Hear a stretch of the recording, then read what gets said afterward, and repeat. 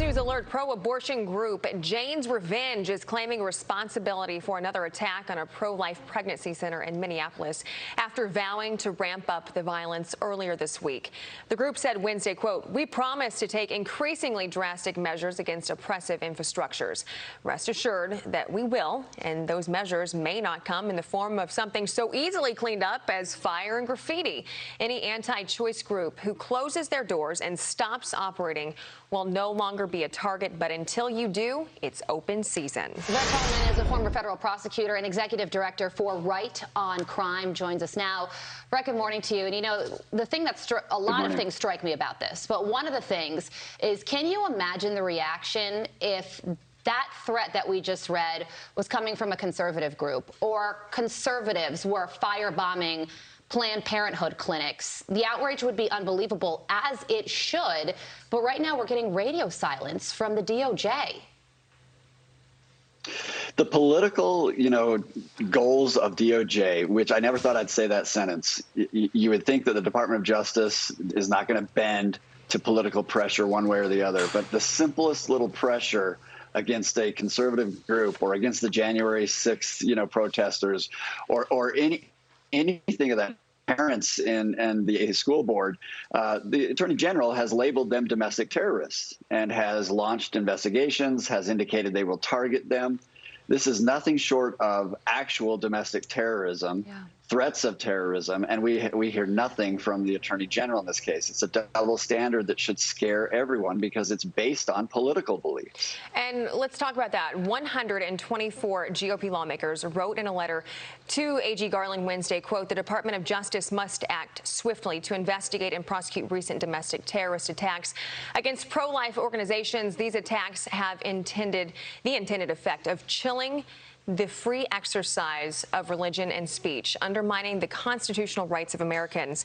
To be quite honest, even though they're not directly saying that they're going to attack the justices, it's insinuated, saying if you don't shut this down, I mean, it's a threat to them as well, saying this is what we want, you better do it or else.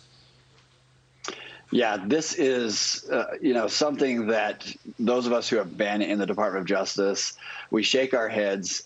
I prosecuted individuals that were of the same political belief as me when I knew that they had committed crimes, and those that opposed me politically. It didn't matter what the politics were. Here, though, you have the dangerous precedents of the Department of Justice using the political pressure they're getting in order to make and establish their priorities for investigation and prosecution.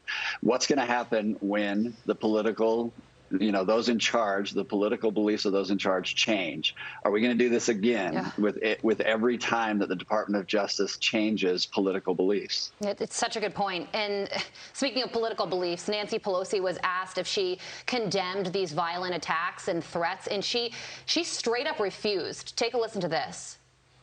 Republicans are going after Democrats for not saying anything, and they're saying that your rhetoric is contributing to these attacks. Well, let me just say this.